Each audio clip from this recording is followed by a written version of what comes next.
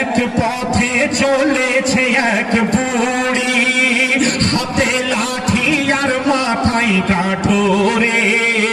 আল্লাহর হাবিব কহেন আরজ করি, কাঠোরে দাও মা মাথায় আমারে। কাঠুরি নিয়ে নবী করে বিনয়, নির্জন রাতে মা চলেছ কোথায়? কাঠুরি নিয়ে নবী করে বিনয়, নির্জন রাতে মা চলেছ কোথায়? বুড়ি বলে বাছারে চল পালাই, কেন টেকা যাবে না মুহাম্মাদের